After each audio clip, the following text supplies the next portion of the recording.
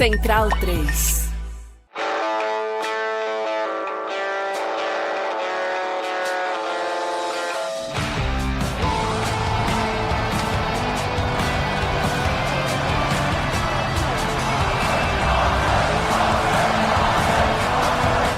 Salve, salve, amigos e amigas da Trivela. Opa, da Trivela não, a gente estava falando de Trivela agora, eu já me enrolei aqui. Do meio campo, né?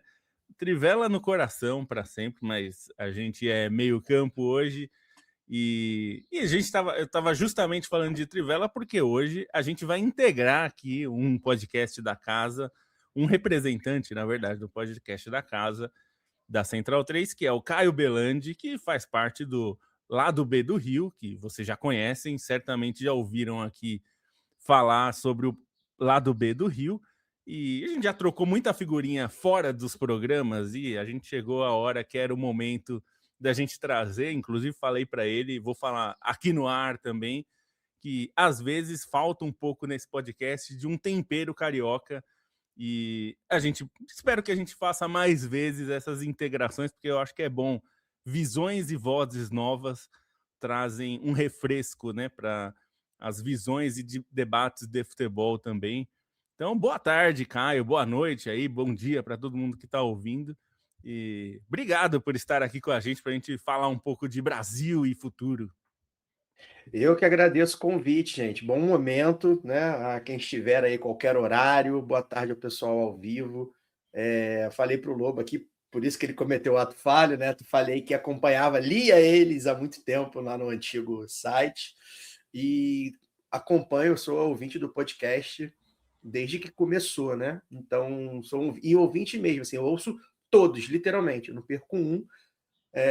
Às vezes ouço uma análise de um jogo que já passou, porque não deu para ouvir e tal. Eu gosto muito do trabalho de vocês.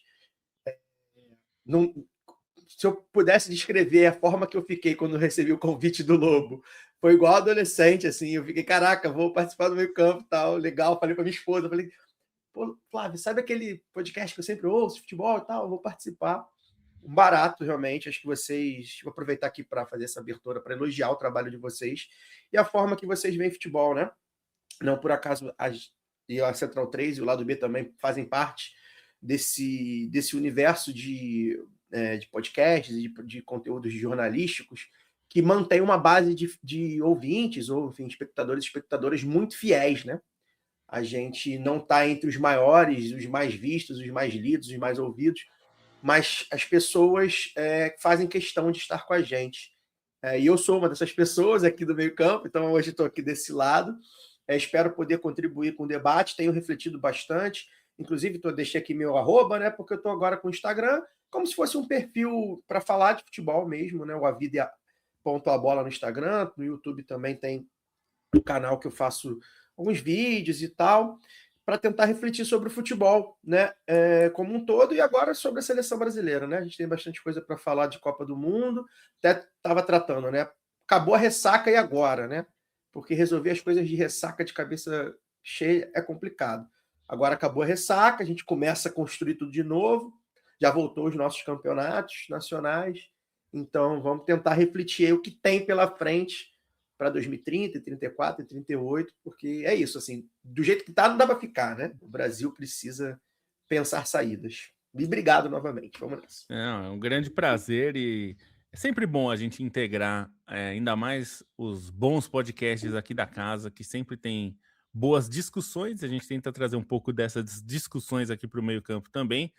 E acho que a gente vai começar primeiro falando da Copa como um todo, né? A gente teve a primeira Copa com 48 seleções, tinha desconfianças justas sobre o que seria essa Copa, né? Em vários aspectos. Eu posso confessar que fui surpreendido positivamente. Eu achei que a gente teria mais jogos ruins do que a gente se acostumou a ver na Copa com 32. Não achei que teve. Acho que teve a mesma quantidade, a gente não teve uma proporção maior. Nesse sentido, eu fui surpreendido positivamente e acho que tem outras questões que aí entram, inclusive, nessa discussão sobre 64 times, que 48 já é bastante time, mas tem uma discussão de 64 que eliminaria um dos grandes problemas para mim dessa Copa, que é a classificação dos terceiros colocados, né? Deixa uma possibilidade dos times que estão nos grupos nos últimos grupos que jogam, a possibilidade de alguma escolha, né? Não vou dizer que é totalmente uma escolha, porque evidentemente todo mundo prefere passar em segundo, mas eventualmente pode ter casos específicos que passar em segundo é pior do que passar em terceiro, e os últimos grupos têm essa possibilidade, quem joga primeiro não tem. A gente já viveu isso, né? O Caio certamente lembra também um pouco como já foi isso, a minha primeira Copa, entendendo do que estava acontecendo, né? Eu vi 90, mas eu era muito novo, eu não lembrava, não tinha noção de como funcionava direito, era mais a festa. 94 foi a primeira Copa que eu entendi exatamente o que estava acontecendo, e já tinha isso, né? Dos terceiros, que eram 24 seleções ainda, foi só em 98 que a gente passou a ter 32. Então, esse é um dos problemas para mim que fica. Essa fórmula com 48, terceiros colocados classificantes, eu acho que perdeu um pouco do encanto da fase de grupos em relação à loucura que foi no Catar, por exemplo. Na última rodada, tinha muito jogo maluco. Teve jogos interessantes nessas últimas rodadas também, mas deixa esse sinal, né? Quem está no grupo A nunca vai ter a possibilidade de escolher o adversário ou de alguma forma escolher o caminho, o lado da chave, isso também pesa. E eu acho que é mais complicado explicar para as pessoas, né? Porque o terceiro colocado, se vai o terceiro do A, muda muito, porque aí se vai o do E, tem toda uma lógica, né? Então, eu queria as suas impressões aí dessa Copa com 48 seleções. Primeiro, o que te surpreendeu positivamente, negativamente, enfim. Costumo dizer, Lobo, que a bola é soberana, né? O que acontece em campo vai dizer o que a gente acha, digamos assim. A Copa Interclubes de Mundial Interclubes do ano passado também, eu olhava com muita desconfiança, por várias razões, e eu acho que em campo ela se provou que foi uma ideia, no mínimo interessante, né? Eu achei que foi boa e ela se provou interessante.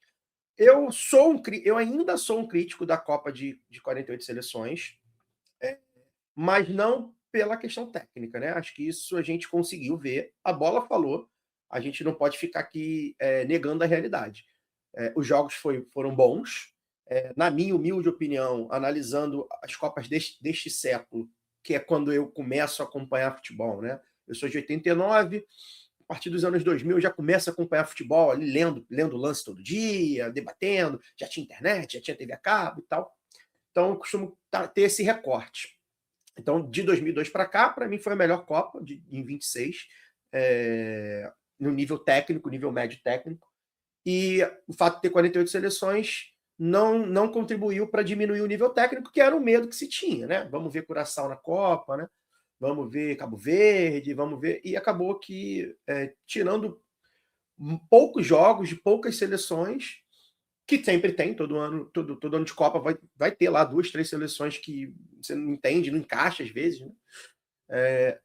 Eu acho que a Copa foi boa, assim, e 48 seleções não foi um problema, mas eu ainda sou contra por 2 motivos. E aí, a questão do formato, para mim, prejudicou. O jogo Argélia e Áustria foi um jogo muito curioso, né? Porque ele, para um jogo que era para ser de compadre, acabou não sendo, mas ao mesmo tempo a gente viu que não estavam, no mínimo, os times não estavam preocupados em ganhar, né? Vamos botar assim. E esse formato acaba prejudicando, como prejudicou o Irã, por exemplo, a Escócia, que foram os primeiros a jogar. Então, acho que é um formato ruim. E, principalmente, é muito jogo, né? E isso é uma coisa que eu comungo muito do que vocês falam, né? Até como ouvinte. É muito jogo, né? E aí parece que eles querem sempre ter mais jogos e mais jogos e mais jogos. E isso prejudicou, por exemplo, a minha experiência com o consumo de conteúdo. Vamos botar aí no jargão que o pessoal está usando, né? Consumo de conteúdo.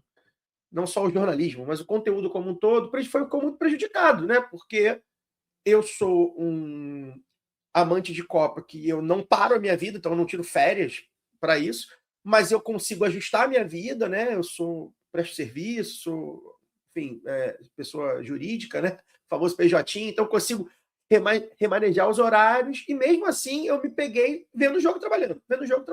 Então eu não consegui quase ver mesa redonda, né? Eu ouvia bastante nossos amigos e a mim e o Paulo lá no Sarriá, e ouvia vocês semanalmente. Não consegui, por exemplo, ler, né, vocês como eu gostaria, nem vocês, nem o Stein, nem outros lugares, porque eu não conseguia parar. Então acho que isso prejudica a experiência, usando outro jargão que a comunicação e o marketing usa, de você entender um pouco mais do que está acontecendo dentro de campo. Não digo nem a questão fora de campo, da qual eu me atenho muito pelo meu trabalho no lado B, sempre muito crítico, sempre tentando entender as nuances fora de campo. Dentro de campo mesmo, era difícil de entender. Era coisa de tweet, né? Você via um tweet, pegava e amarrava. Você via um vídeo de 3 minutos no Instagram ou no TikTok, beleza, entendi. Eu não consegui consumir nada, assim, durante as primeiras semanas. Então, acho que isso prejudica.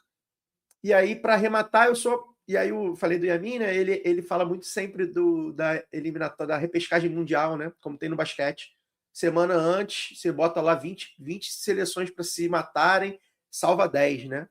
E já é um pré-mundial. Eu gosto dessa ideia de você começar com um pré-mundial. Então, ao invés de 48 seleções, talvez eu fizesse esse pré-mundial. Mas entendo também que a gente viu os povos, né? Menos porque foi nos Estados Unidos, mas a gente viu a união dos povos, a gente viu essa coisa dos países menores aproveitando. Então, isso de fato é um ganho, né? Sociologicamente, foi um ganho. E eu acho que esse é um debate que a gente não vai fazer mais, né? Não vai voltar para 32. Agora o debate vai ser tentar segurar 48, porque vem 64 aí, e aí já muda muito, né? Muda ainda mais, vai ter que mudar muita coisa. Vamos ver o que vem pela frente. Então, essa parte dos jogos, o número de jogos é algo que eu falo muito, o Bonsa também fala, a gente fala muito porque não é só a experiência dos doidinhos que somos nós de querer acompanhar todos, por acaso a gente está trabalhando, mas nas épocas antes de eu trabalhar ainda na Trivela e aqui no meio campo, eu gostava de acompanhar todos os jogos.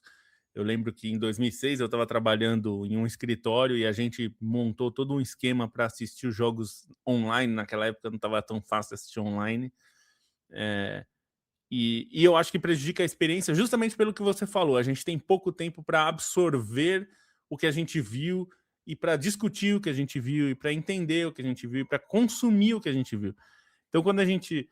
o trabalho que o Stein faz, se vocês não conhecem o almanaque da Copa que o Stein está fazendo, ele traz vários conteúdos, trouxe, né, ao longo da Copa, vários conteúdos prévios de histórias sobre os países e os confrontos e tudo mais, e também sobre os jogos em si. E fica muito difícil de você acompanhar conteúdos ao redor aí da internet sobre os jogos quando você tem 4 jogos no dia, né? É muita coisa. Pensar que cada jogo são 2 horas é muito tempo do dia você assistindo o jogo, e eu acho que cria uma certa estafa nas pessoas. E eu acho que tem um efeito de longo prazo que muitas vezes um argumento que eu ouço e que eu fico bem irritado, viu, Caio? Não, mas é dinheiro, vale mais dinheiro e tal. Ok, você quer usar o argumento de negócio? Quando você diminui o valor de cada jogo, no longo prazo, vale menos.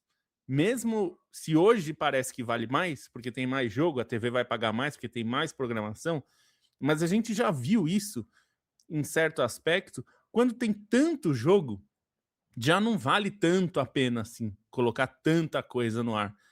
E aí a gente acaba empurrando para os jogos terem um valor por si menor, porque a gente não consegue desfrutar daquilo. Então, assim, para pegar uma história que eu acho que várias histórias passaram um pouco batidas porque foram atropeladas pelos jogos.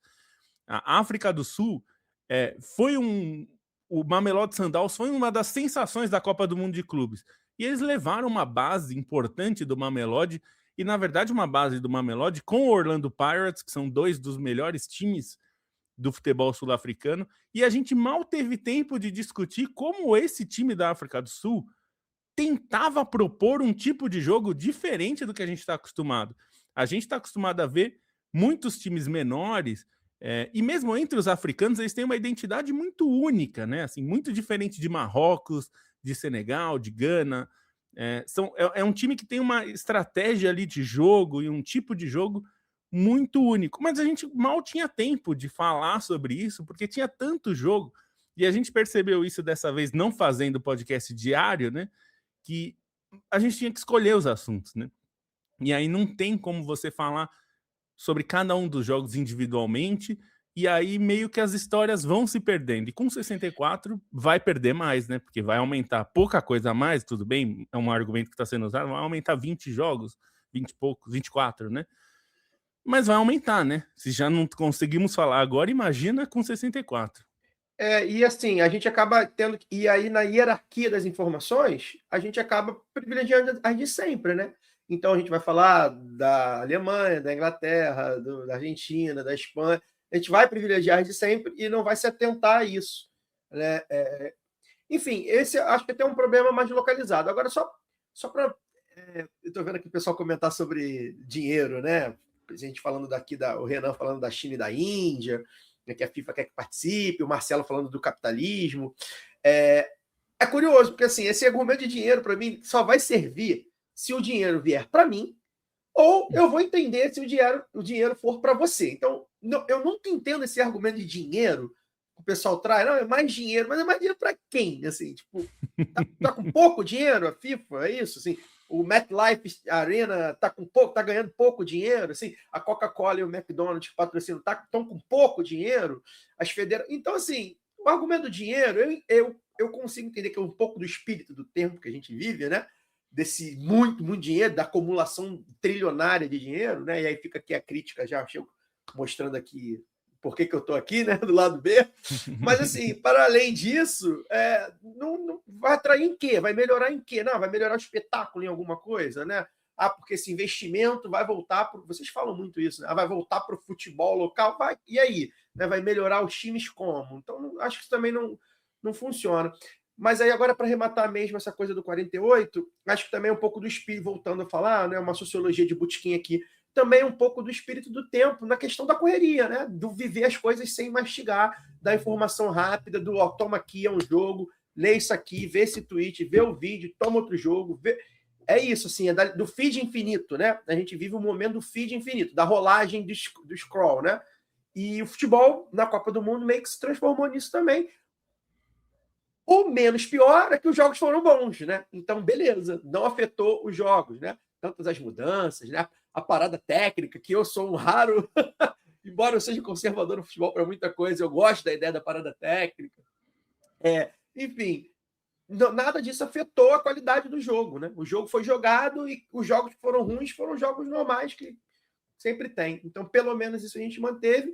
Torcer para que, se vier os 64, continue assim, né? Mas a gente sabe que vai ser sempre esse risco.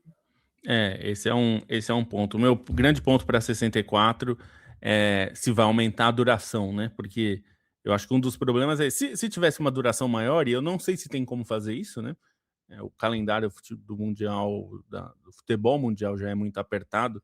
Colocar, se fossem 2 meses de disputa, tudo bem, vocês passam um pouco. Eu acho que o limite mais ou menos é 3 jogos no dia. Eu acho que mais do que isso começa a ficar cansativo. E eu digo cansativo até uma sensação que eu nunca tinha vivido, que é assim, putz, ainda bem que não tem jogo de Copa hoje. O primeiro dia sem jogo de Copa foi uma quarta-feira, foi quando ia começar as quartas de finais. E eu fiquei meio satisfeito, assim, de hoje eu queria fazer outra coisa, sabe? Eu não consegui fazer. Comemorei também quando começou a diminuir, até por terem sido bons os jogos, né? Ou seja, eu fiquei satisfeito com os jogos. Eu também comemorei, falei, eu vi tudo que eu pude ver, né? Assim, é isso, assim, não parei a minha vida, então tive algum evento, alguma coisa, consegui e escapava via depois, mas tentei acompanhar, até porque eu estou tocando no Instagram também, tentei colocar lá minhas avaliações e tal, mas eu comemorei, eu falei, cara, não, tá bom, beleza, vamos agora pro mata-mata, que já é outra coisa. Foi muita coisa, né? Muita coisa mesmo. Eu continuo achando, pra gente fechar, eu continuo achando que a ideia do Bonsa, que ele pôs no Twitter, depois eu fiz ele trazer para cá, a melhor ideia do Bonsa é que a Copa tem que ter todos os 211 filiados da FIFA, dure 4 anos, Ida e e aí volta. quando chegar quando chegar em 32, nos últimos 32, a gente faz mundialmente, sem sede fixa, esses 211 vão jogando, aí se eliminando. Só tiverem 32 times, a gente leva para um país e faz a fase final lá. Eu acho que esse é o melhor caminho. Mas eu gosto da ideia da repescagem mundial que o Yamin sempre trouxe do basquete. Sim. Eu acho que, por exemplo, você poderia pegar esses... para ficar em 32 na Copa, você levaria 64 por uma fase preliminar ali, e aí você elimina, faz uma ou duas fases eliminatórias antes da Copa, então esses times vão ter que jogar uma fase preliminar, como acontece nos torneios de tênis, né? Quem tem menor ranking entra nas preliminares e no final tem 32. Eu acho que daria para fazer isso tranquilamente e seria legal. Inclusive, eu era a favor de ter uma repescagem mundial mesmo. Não pode ter repescagem interna, como a Europa faz.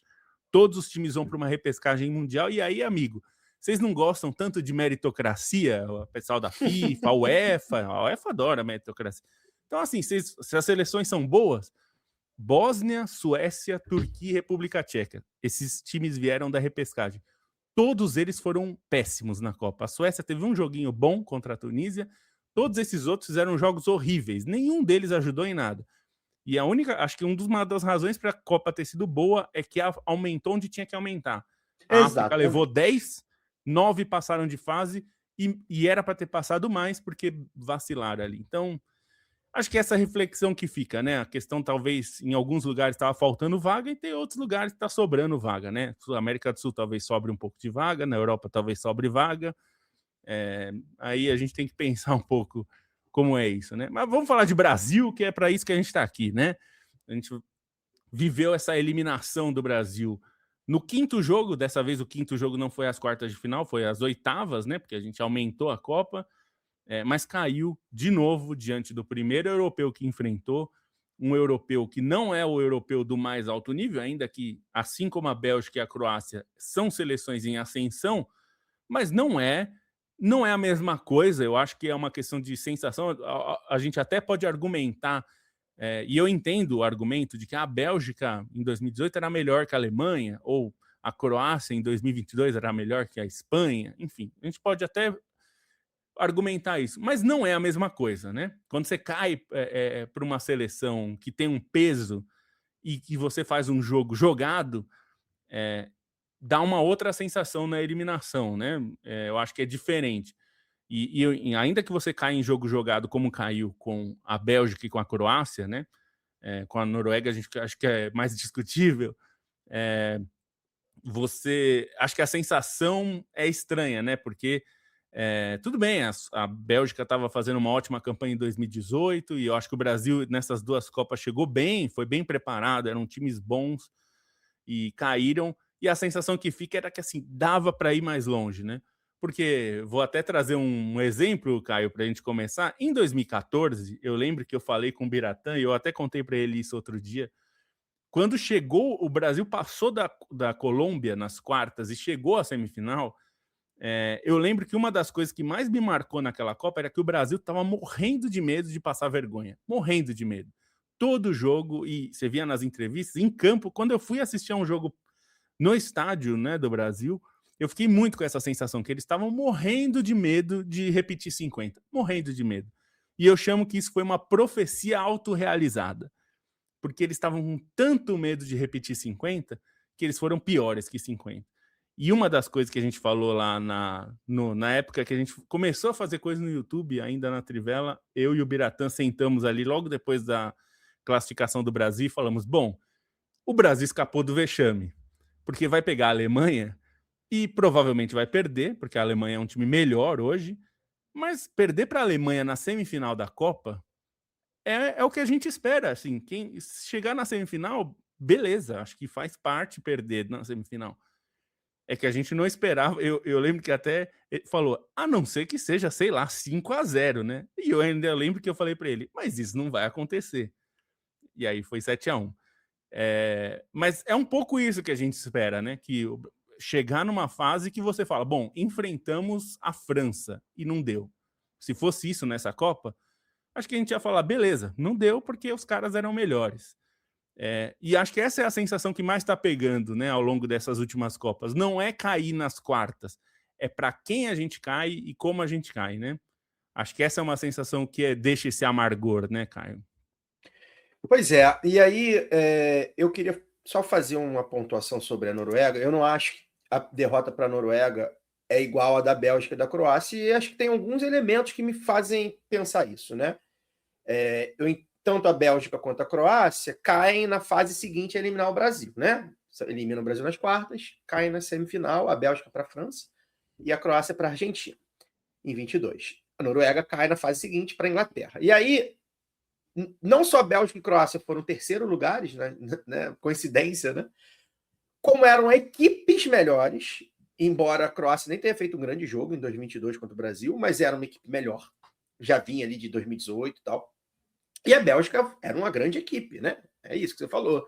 Era uma das melhores mesmo. Era a grande geração belga no auge, a ótima geração belga no auge, e que fez ali um bom jogo com o Brasil, passou e tal.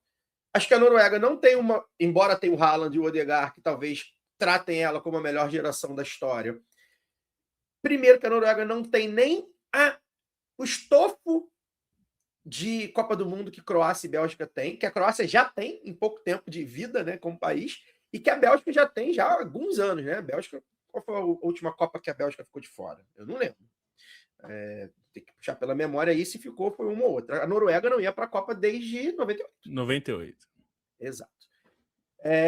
E não era um time que, embora todo mundo falou, fiquem de olho, eu acho que era um time, fiquem de olho por causa do Haaland, né? Com todo respeito ao Odegaard, que é um bom jogador, que já também acho que já nem está tão na fase tão brilhante da carreira, embora seja novo ainda, né?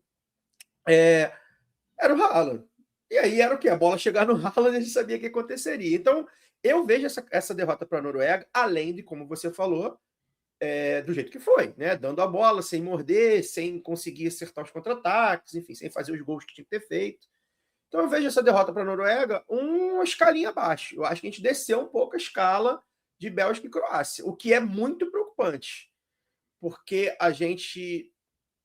primeiro a gente é eliminado por França em 2006, um time bom, poderia ter sido campeão do mundo, e beleza, foi uma derrota normal.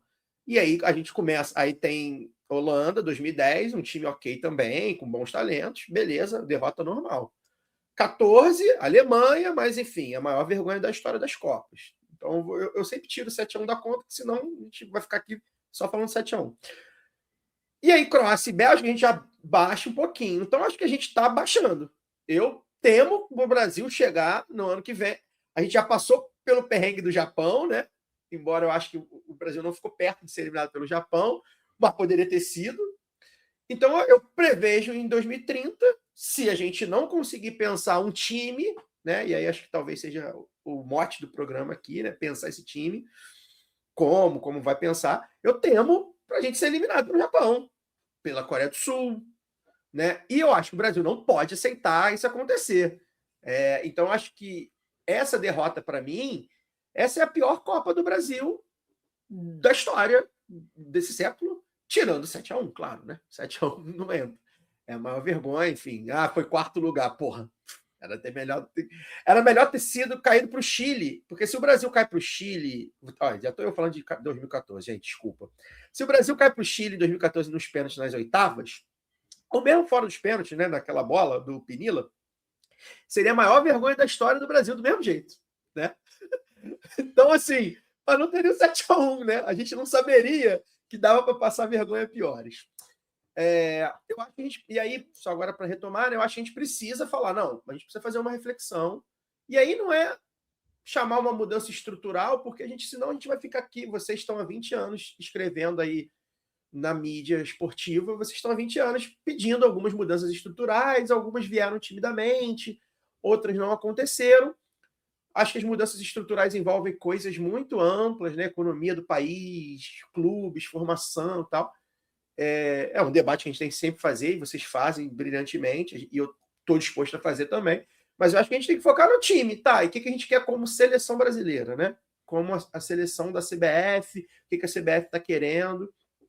E porque eu acho que a gente tem um risco aí de começar a não conseguir passar nem desses europeus de nível médio, né? Ou de nível em desenvolvimento, né?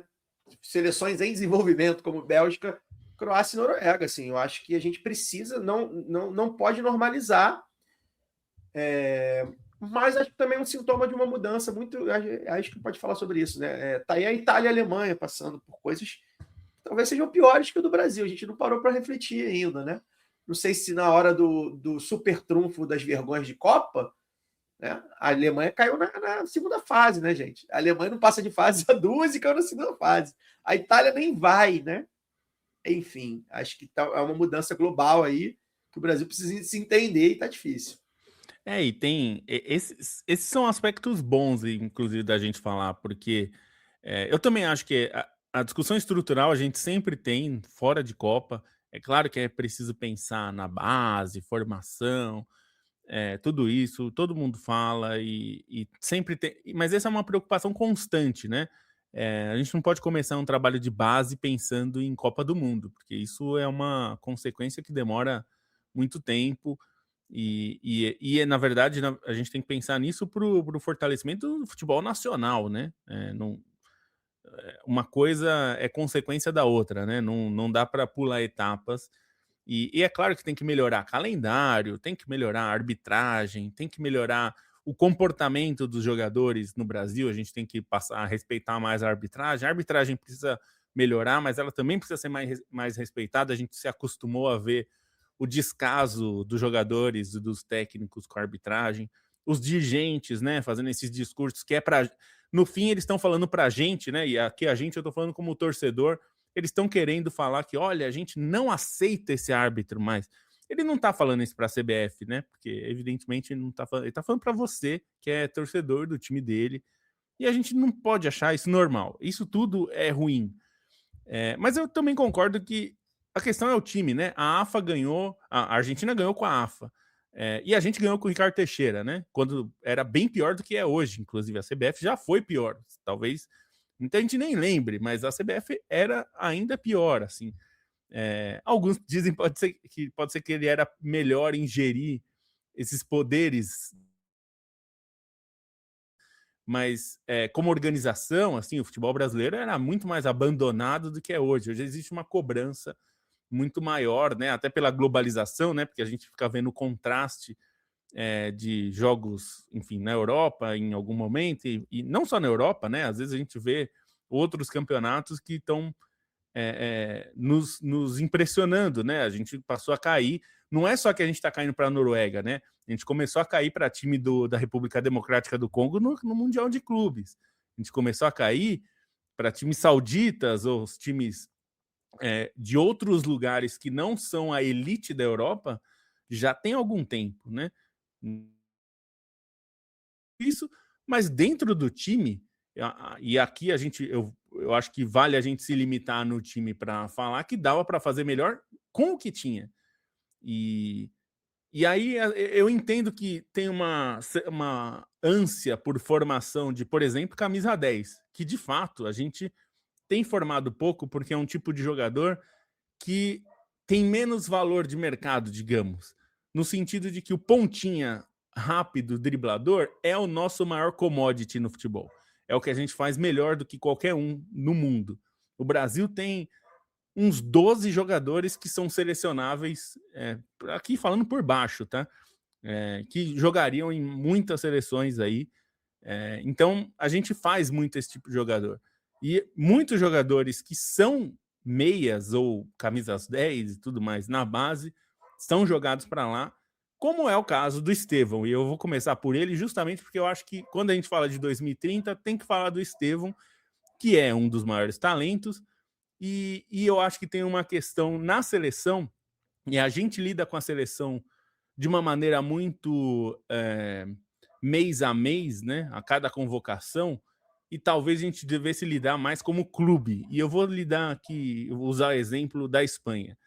A Espanha circulou viralizou uma imagem da final de 2021 da Olimpíada, com os jogadores espanhóis que perderam para o Brasil naquela Olimpíada, perderam para um Brasil olímpico que ganhou a medalha de ouro pela segunda vez seguida, né? Tinha ganhado em 2016.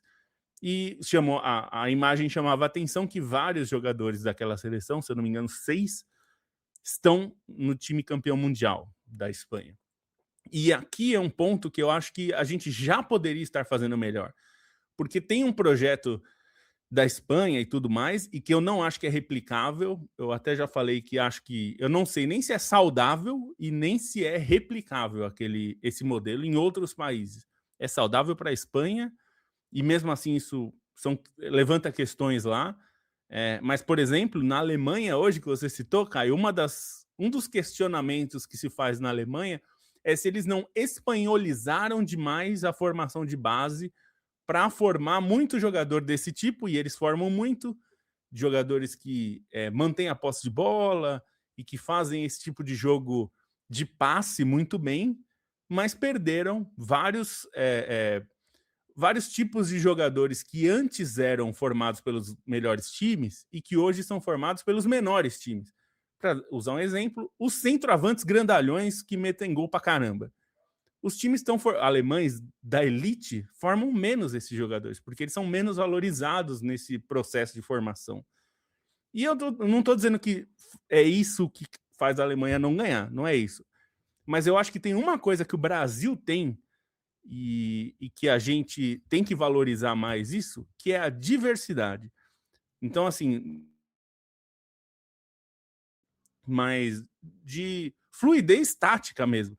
A gente não tem um estilo de jogo igual. Tem gente que acha que a gente inventou o tic-tac. O tic-tac brasileiro, o tipo de passe brasileiro, nunca foi tic-tac, nunca foi passe à toa. Olha, assiste um jogo de 82, hoje dá para assistir, você vai ver que não é esse passe da Espanha, é diferente, tem uma objetividade, um tipo de jogo diferente. E mesmo você pegar os jogos mais antigos, que eram bem mais lentos, né? É mais difícil de assistir hoje, mas se você pegar, o brasileiro gosta de toque de bola, mas não é o toque de bola da Espanha. Então acho que é bom separar isso. Eu acho que os times brasileiros campeões mostram isso. A gente ganhou de jeitos bem diferentes, né? O time daquele tri era acho que até dá para colocar num balaio só, embora 58 e 70 sejam bem diferentes, mas acho que dá para você colocar que era uma escola similar. 94 é outra coisa, 2002 é outra coisa. E eu acho que isso mostra que a gente é muito flexível, a gente forma jogadores muito diferentes. E aí precisa ter um trabalho de continuidade. Então, por exemplo, o pessoal que reclamou de falta de laterais. Não sei se é falta de nome, e até vou resgatar o que o Danilo falou durante a Copa, que tem o Dodô da Fiorentina, o Ian Couto, a gente tinha o Wesley que se machucou. Esses jogadores, a gente passa por... O Arthur, que hoje que era do América Mineiro, está no Bayer Leverkusen, era um jogador da categoria de base, da base do Sub-20, e ele mal foi aproveitado no time principal. Então, assim, se tá faltando lateral, por que a gente não pega um lateral que brilhou na base e trabalha esse cara? Faltam laterais. Então, e isso é uma coisa que no Sarriá falaram muito, né, Caio? A convocação olhou pouco para isso, né? De talvez a gente precise trabalhar esses caras. Não tem lateral, então vou pegar o cara que eu sei que tem algum talento, eu vi esse cara jogar, o Arthur, ou o Ian Couto, que também foi bem na base, ou o Dodô, da Fiorentina, que está há anos na Fiorentina, ele não é bom defensivamente. Ok, o Wesley também não é e estava jogando, então você trabalha esse cara. Eu acho que falta esse processo de trabalho, convocação a convocação, que eu tenho a sensação que toda vez querem que convoque os melhores do mês. O melhor do mês da Premier League, o melhor do mês na Série A, o melhor do mês do Brasileirão. E não é assim que a gente forma time, né? E eu acho que a gente tem um problema, Lobo, a seleção brasileira, que eu acho que é importante a gente tentar situar historicamente, né? Porque a gente, quando vive a história, a gente às vezes esquece assim, de que momento a gente está vivendo, né? O Brasil vem de um ciclo e meio, né, digamos assim, mas dá para até chamar de 2 ciclos, acho que não seria absurdo chamar, de 2 ciclos com um treinador que tinha um estilo de jogo definido, embora ele tenha mudado ali em certo momento, né? Mas não só um estilo de jogo definido, ele tinha um estilo de personalidade, né? O Tite tinha uma você sabe, o Brasil do Tite, o jeito do Tite de jogar, o titismo, ele carregava com ele, porque ele fazia questão de fazer isso, porque ele foi vitorioso dessa forma, um estilo de jogo, um jeito de jogar, um jeito de encarar o jogo, né? Com aquele papo de coach dele, né? Era engraçado até, né? Enfim. E a gente veio de 6 anos, né? O Tite fica 6 anos na seleção, que é algo muito raro, muito raro. Pela primeira vez, um treinador terminou uma Copa, fez uma Copa, terminou e continuou no ciclo e fez a outra Copa, né? O Tele foi e voltou em 82, 86. Isso, assim, eu acho que a gente às vezes tira o ciclo do Tite de normal, de natural. Embora tenha tido problema, não estou elogiando o ciclo do Tite, não. Assim, acho que a gente pode fazer uma análise outra em outro momento. Mas era uma coisa que ele estruturou a seleção de uma forma que essa ruptura foi muito ruim.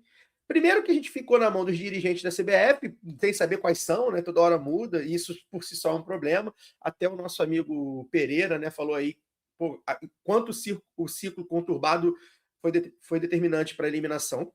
Muito, né? É fundamental. Né? O Ancelotti era para chegar um ano antes, aí mudou o presidente, e o presidente manteve o Ancelotti, não só manteve o Ancelotti, como já renovou com ele. Enfim, ficou um negócio meio confuso. E essa transição de rosto, não vou nem falar de estilo, porque eu acho que eu nem quero fazer esse debate tático. De rosto mesmo. O Tite era o treinador da seleção brasileira. Ele, no começo, saiu com bastante moral da primeira Copa. Falaram assim, não, pegou um ciclo no meio, vamos dar mais um. Fez um bom ciclo. Saiu mal da última Copa, mas ele foi um trabalho bom, né? O Tite fez um trabalho ok, pelo menos. E aí, nessa mudança de o que a gente quer, como a gente quer, vamos manter, não vamos manter, quem vai ser diferente, é aí que a gente se embananou, né? E é evidente que as mudanças na CBF e a forma que os diretores, os presidentes da CBF tratam o futebol e a seleção brasileira, a gente vai sempre criticar, mas isso bateu num ciclo. Não tem como não analisar essa derrota para a Noruega sem lembrar que a gente fica com Ramon Menezes interino, com Diniz interino, com Dorival meio interino, porque aí era para entrar o Ancelotti. Aí falou, não chama o Dorival. Mas meio que chama o Dorival esperando se o Ancelotti podia ou não.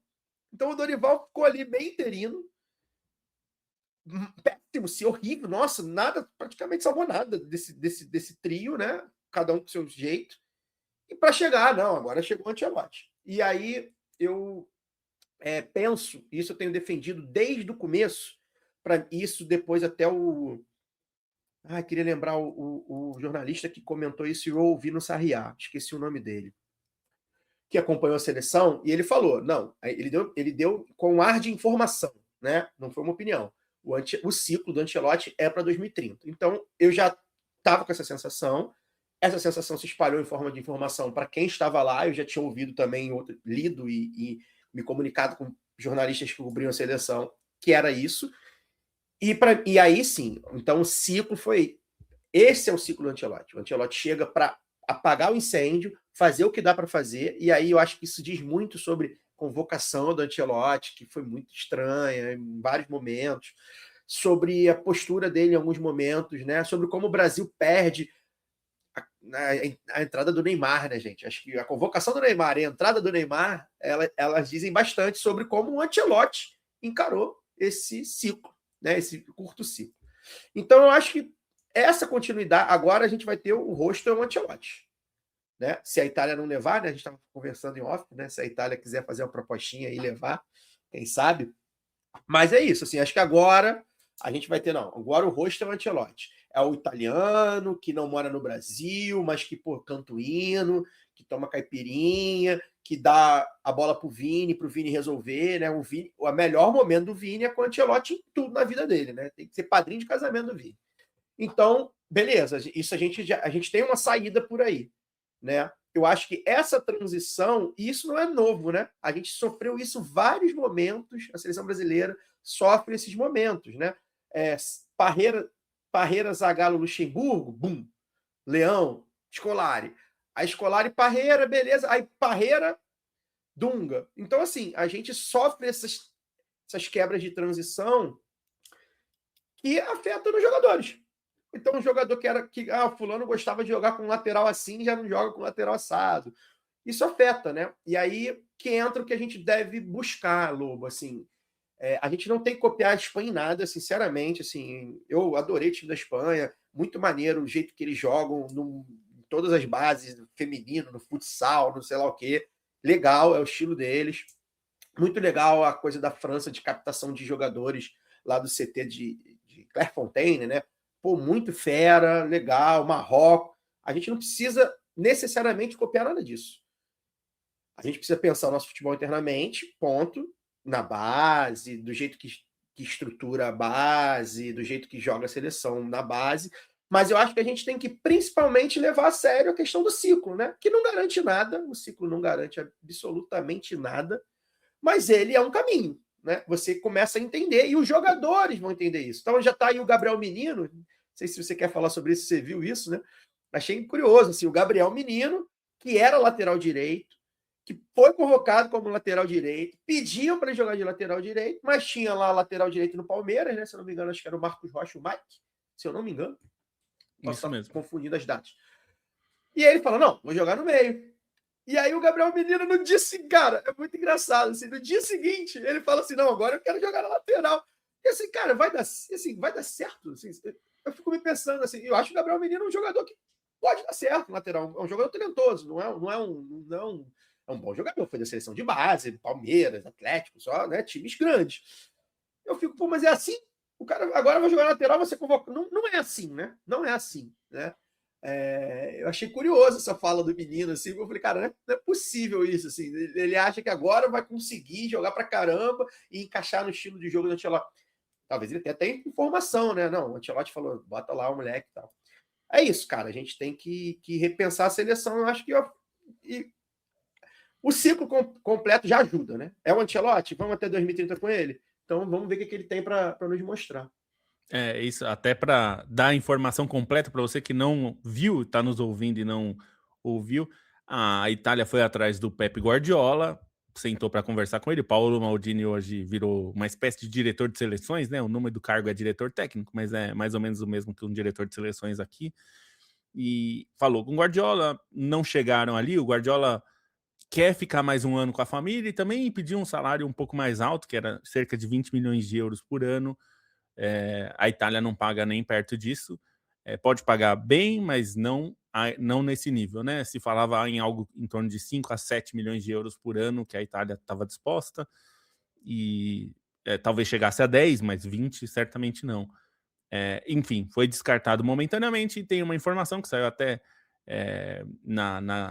no GE, enfim, em outros lugares, saiu no noticiário internacional também, que o Maldini está falando com o Ancelotti, está tentando falar com o Ancelotti para ver se existe uma possibilidade de ele assumir. Eu acho que, do ponto de vista da Itália, é natural. Se você foi atrás do Guardiola e não rolou, acho que é normal que eles busquem o Ancelotti. E eu acho que, se virar uma proposta, acho possível que o Ancelotti queira ir. E aí, como a gente falou, né, Kai, se acontecer isso, eu não sei se vai acontecer, a obrigação da CBF era ligar para o Guardiola e falar, então, vem para cá, traz a mulher para viver no Rio, porque Eu você acho sabe o seguinte, da história, né, Caio? eu acho Ele, é o que ele e a mulher tiveram uma crise, porque a última renovação dele com o Manchester City, ele não queria, na verdade ele estava pensando em não renovar, já sair, estava meio achando que o ciclo dele tinha acabado lá. E a mulher estava de saco cheíssimo de morar em Manchester, o que é muito compreensível, né? Ela é de Barcelona. A esposa do Di Maria falou mal também, Pois né? é. E ela é de Barcelona, né? Assim como o Guardiola, eles dois são catalães e tal. E Barcelona, assim, quem mora em Barcelona, você só muda para ir para o Rio, para, sei lá, para uma cidade que tem uma vibe, não só vibe, não é só clima, né? Mas, assim, Manchester é um outro tipo de cidade, né?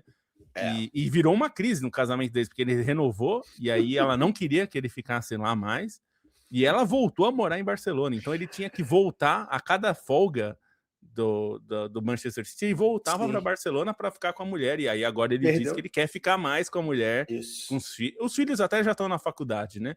Mas enfim, curtir mais a família, porque em Manchester ele estava sozinho, né? Então, vai perder o Vale Transporte aí, né? Perdeu o dinheiro no Vale Transporte.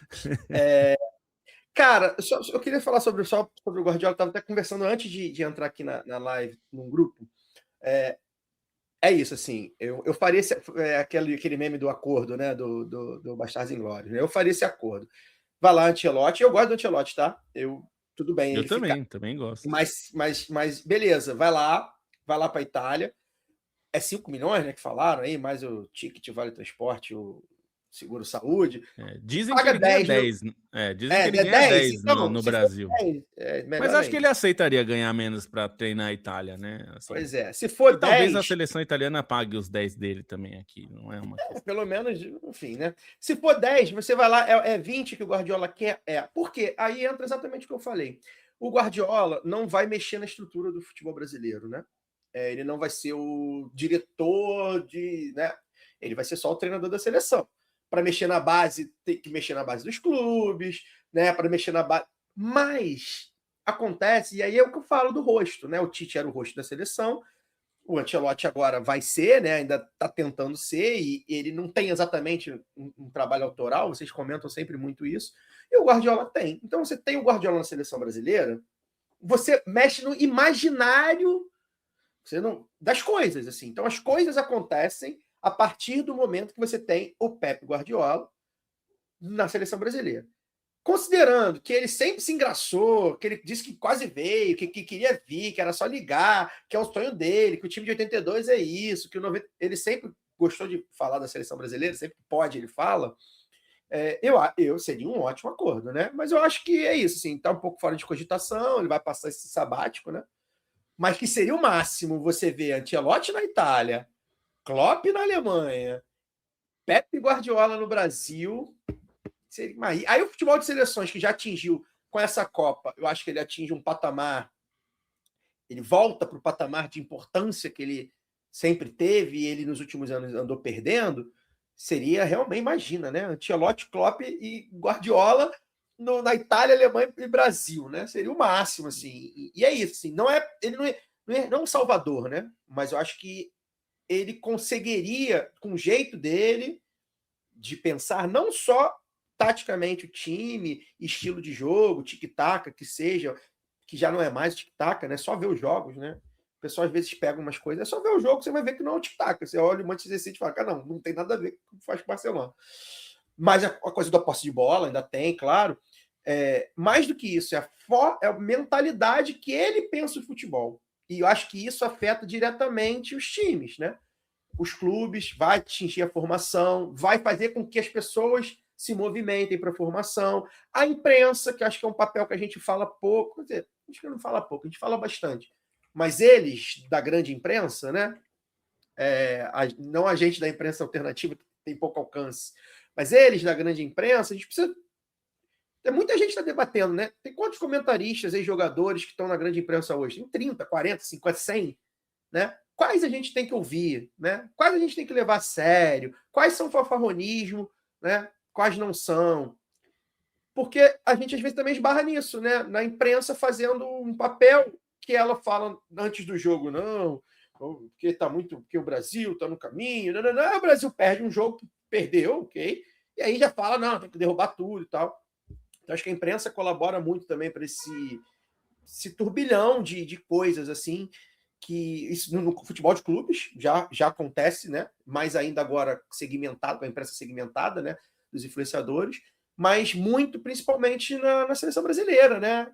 É isso, assim, a gente vai levar a sério o Vampeta, o Felipe Melo, o Paulo Nunes, todos eles a gente vai levar a sério, né? Não, peraí, um aqui fala coisa legal. Quais os jornalistas também? Isso não escapa para os jornalistas, não. Né, sabe? Tem alguns jornalistas que você vê e fala, não, esse cara vê o jogo, esse cara entende, esse cara estuda. O outro fala, pô, esse cara só fica mandando aplaudir, sabe? Então, assim, acho que a gente tem que fazer esse papel também para tentar dar o caminho, ajudar a dar o caminho. É isso. E eu acho que tem algo que o pessoal tá falando aqui, o Wanderson até falou. Eu tenho problemas de entender o que acontece com a questão das posições que não formamos. Não usamos esses jogadores no futebol local. E aí, então, Wanderson, acho que tem a ver com isso que a gente está falando de continuidade. Existe, e eu vou falar aqui algo, não é para criticar os jogadores em si, tá? Na verdade, eu vou criticar um pouco o que o Caio falou, a imprensa cobrando que a seleção convoque o grande destaque do Campeonato Brasileiro.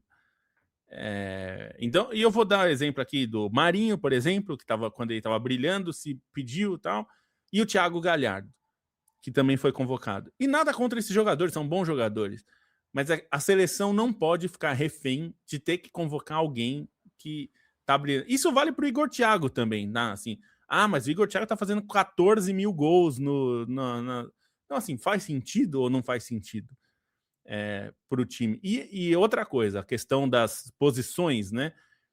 A gente não tem laterais. Tá bom, não tem laterais. A gente não tem desenvolvidos laterais. E eu tô dizendo desenvolvido na seleção, porque nos clubes eles existem. Eles jogam. E eu vou de novo dar o exemplo. Eu vou dar um jogador que se destacou recentemente no Sub-17, agora ele tá no Sub-20. O Igor Serrotti. Ficou famoso porque ele deu uma porrada em argentino. Não acho que é por isso que ele tem que ser olhado, mas no Sub-17 ele foi muito bem, ele foi um dos destaques na época da seleção Sub-17. O Grêmio, que está contando moedinha, vendeu para o futebol dos Emirados Árabes, esse jogador.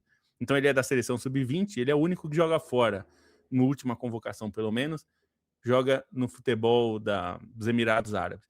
Esse era um caso de você falar o técnico da seleção, o diretor de técnico, nem precisa ser o técnico, o Ancelotti, mas o diretor técnico fala, olha, não vai para lá. Não vai para lá. Você tem futuro na seleção. Você tem possibilidade. Só que se você vai para o Oriente Médio com 20 anos, é difícil a gente ver o seu teto ser alcançado. Então eu estou dizendo um acompanhamento desse tipo. E eu já falei do Arthur. O Arthur era um jogador que brilhava na base, jogando na América e tal. Jogou sub-20. Mas ele é reserva do Bayer Leverkusen. E daí? E daí? A gente precisa, assim, essa história de querer que todos os nossos 11, do 1 ao 11, sejam titulares do Real Madrid, do Barcelona, do Bayern de Munique, do Chelsea e do Manchester City, eu acho que a gente está se prendendo. Aí a gente cria uma limitação que, assim, o jogo não pede que os caras sejam titulares nesses times. Então, para pegar os outros exemplos, o Kaique, do Cruzeiro, fez um ótimo ano de 2025. Não tem lateral? Vamos chamar o cara e falar, meu filho, é o seguinte, nós vamos te treinar para jogar aqui. Mas ele tem problema de... nem é o caso dele, tá? Mas sempre se fala que ele marca mal, ou então ele ataca pouco. Mas aí, assim, a gente adapta o time. Então, outra coisa que é isso que a gente falou do Estevão. O Estevão gosta de jogar de 10. Ele cansou de falar isso. Na base ele jogava de 10, foi para a ponta quando subiu. Ele gosta de jogar de 10 e a gente não tem 10. Por que ele não joga de 10 na seleção, que é onde a gente não tem o 10? Mas no Chelsea ele não joga assim. Que se dane o Chelsea, a CBF, a gente não tá preocupado com o Chelsea. Se o Chelsea usa ele de lateral esquerdo, é outro problema. E alguém até falou disso de lateral. Por que tem tanto ponto e não tem lateral? Mas é uma questão de mercado. O Serginho, lateral esquerdo, nos anos 90, o Atirson, esses caras hoje seriam pontas, com toda certeza. O Atirson, que era um cara que voava na lateral, mas ele, na época não tinha ponta, a gente jogava com 2 atacantes. Então esse cara, ou ele era lateral, ou ele tinha que se adaptar para virar um meia, que é uma função muito diferente, né? E na Europa, às vezes, eles jogavam de meia, né? O Fábio Aurélio jogava ali... Jogava de ponta, inclusive, né? O Serginho no Milan... Serginho no Milan... Virou ponta várias vezes, assim. Vários desses caras, né? Viraram ponta, assim. É um milagre o Marcelo não ter virado ponta. Ou virado um meia. Esse bancou, né? Porque todo mundo falava para ele ir, ele não, vou jogar aqui. Foi um milagre, assim, corra porque... por mim lá. Todo mundo, muita gente aqui e lá fora falava de ele virar outra posição e ele nunca quis, virou. Então, assim, a gente tem esses caras. Existem laterais, existem meio-campistas e a gente precisa trabalhar esses caras. O próprio Gerson, que teve essa trajetória errática na carreira, Era o caso, assim, se o técnico da seleção falar para ele, escuta, não vai para o Zenit, porque eu tô pensando em te levar para a Copa. Você no Zenit, talvez seu desempenho vai variar e eu tô precisando de alguém que assuma a minha camisa 8 aqui e segure a bronca. Não vai para lá. E isso acontece o tempo todo, tá? Assim, teve um jogador, assim, na seleção holandesa, o Summerville agora tá negociando para ir pro Al Hilal. O Ronald Koeman já falou que, assim, se for pro Al Hilal vai ficar difícil chamar ele para a seleção. Isso ele já falou antes também. Então, assim, e não é preconceito, tá? Que, mas não, o cara não pode jogar. Não é que não pode, é que o cara é novo, é jovem, tem potencial. Você vai jogar numa liga fraca, não faz muito sentido. Aí tem proposta para ir para Roma, só que a Roma vai pagar metade do que o Al Hilal tá. Não só salário, né? De valor de transferência. Então, assim, a gente tem que cuidar. Esses caras existem, os meio-campistas. O Andrei, na base, era um cavalo, um monstro, assim, cavalo no sentido de que era fisicamente um touro, assim. Ele brilhava muito. O Chelsea não aproveita direito, mandou para o Estrasburgo e não sei o quê, e aí ele se perdeu naquela lama que é o Chelsea lá, de contratar jogador empilhando. Então, assim, vamos trabalhar o cara. João Gomes, mas tá no Wolverhampton, que afundou na Premier League. Escuta, mas a gente não tá falando que tá faltando meio-campista, a gente formou o meio-campista, ele foi pra Premier League, ele tem qualidade. A gente viu esse jogo. Quantos jogos vocês viram do João Gomes? A gente viu esse cara jogar. Mas não desaprendeu a jogar lá, né? Então acho que tem isso, né, cara? A gente não dá continuidade nos caras, né? A gente abandona o cara no primeiro perrengue que ele passou. Foi para reserva. Douglas Luiz jogou no Vasco. Fez uns últimos anos ruins aí, porque ele foi para Juventus e não deu muito certo. Mas era um cara para você abandonar? Talvez não fosse. Talvez, assim, por que a gente recorreu ao Casemiro, que eu gosto muito, eu sou muito fã do Casemiro. A gente recorreu ao Casemiro e muita gente falava que não tinha opção, e eu até concordo, não tinha opção testada, treinada, com continuidade, porque a gente não dá. A gente dá um jogo para o Murilo, para o João Gomes, na Argentina, e aí, foram atropelados. E aí esquece, nunca mais, não serve. Eu acho, Globo, que isso é um sintoma de uma época que a gente viveu. Que assim, a gente ainda tem muitos talentos, claro, né? Acho que a gente já citou aqui, eu acho que a gente tem um talento para a gente formar um time e competir na Copa melhor do que a gente está competindo. Está mais do que provado que a gente tem esses talentos, né? Então, para mim, não é problema de talento. Mas a gente viveu uma época, principalmente no ataque, que era uma oferta muito grande, que você podia pegar, o fulano tá jogando 6 meses mal lá no...